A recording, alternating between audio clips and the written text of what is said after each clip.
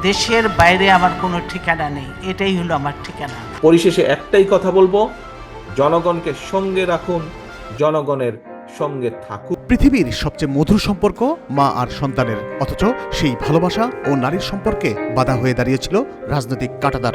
দীর্ঘ 7 বছর মা বিএনপির চেয়ারপারসন ও সাবেক প্রধানমন্ত্রী বেগম খালেদা জিয়ার সঙ্গে সশরীরে সাক্ষাৎ হয়নি বিএনপির ভারপ্রাপ্ত চেয়ারম্যান তারেক রহমানের। অবশেষে সব ঠিক থাকলে 7 বছর পর গর্ভধারিণী মাকে সামনাসামনি দেখতে পাবেন বিএনপির এই ভারপ্রাপ্ত চেয়ারম্যান। 7 জানুয়ারি উন্নত চিকিৎসার জন্য লন্ডনে যাচ্ছেন বেগম খালেদা জিয়া।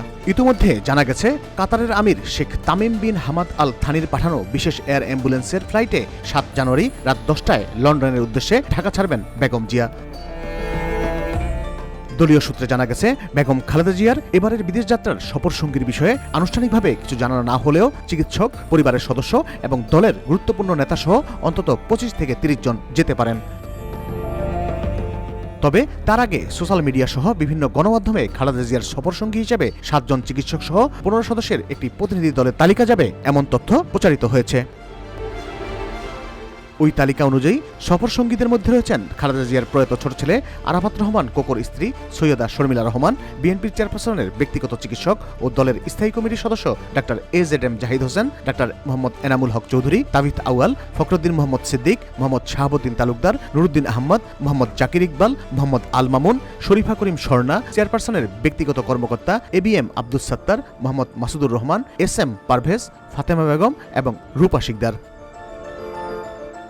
বিএনপির একাধিক সূত্র বলছে, লন্ডনে বড় ছেলে তারেক রহমানের সঙ্গে কিছুদিন থাকার পর যুক্তরাষ্ট্রে যাবেন খালেদা জিয়া। পরে সেখানকার জনস হপকিন্স বিশ্ববিদ্যালয় হাসপাতালে চিকিৎসা নেবেন তিনি। সেই প্রস্তুতিও পুরোপুরি সম্পন্ন করা হয়েছে। চিকিৎসা শেষে দ্রুতই বিএনপির নেত্রী বেগম খালেদা জিয়া দেশে ফিরবেন এমন আলোচনা এখন দলীয় নেতাকর্মীদের মুখে মুখে। তাদের ভাষ্য, যুক্তরাষ্ট্র ছাড়াও যুক্তরাজ্য ও সৌদি আরবের ভিসা পেয়েছেন বিএনপির চেয়ারপারসন। তাই ধারণা করা হচ্ছে চিকিৎসা শেষে সৌদি আরবে পবিত্র ওমরাহ পালন করতে পারেন বেগম জিয়া। আর সবশেষ মায়ের সঙ্গে বিএনপির ভারপ্রাপ্ত চেয়ারম্যান তারেক রহমানও একত্রে দেশে ফিরতে পারেন। প্রসঙ্গত, জিয়া চ্যারিটেবল ট্রাস্টের নামে অবৈধভাবে 3,15,43,000 টাকার লেনদেনের অভিযোগে খালেদা জিয়া সহ 4 জনের বিরুদ্ধে 2011 সালের 8 আগস্ট তেজগাঁও থানায় মামলা করে দুদক। পরে 2018 সালের 8 ফেব্রুয়ারি তিনি কারাবন্দী হন। 2 বছরেরও বেশি সময় কারাবন্দী থাকার পর 2020 সালের 25 মার্চ সরকার নির্বাহী আদেশে তার সাজা স্থগিত করে শর্ত সাপেক্ষে সাময়িক মুক্তি দেয়। এরপর 6 মাস পর পর আবেদনের প্রেক্ষিতে বিএনপির নেত্রীর সাজা স্থগিত করে মুক্তির মেয়াদ বাড়াচ্ছিল তৎকালীন সরকার। উল্লেখ্য, গত 5 আগস্ট গণ আন্দোলনের মুখে আওয়ামী লীগ সরকার পতন হলে নির্বাহী আদেশে মুক্তি পান বেগম খালেদা জিয়া। এরপর থেকে তাকে উন্নত চিকিৎসার জন্য দেশের বাইরে নিয়ে যাওয়ার জন্য প্রক্রিয়া শুরু করে বিএনপি।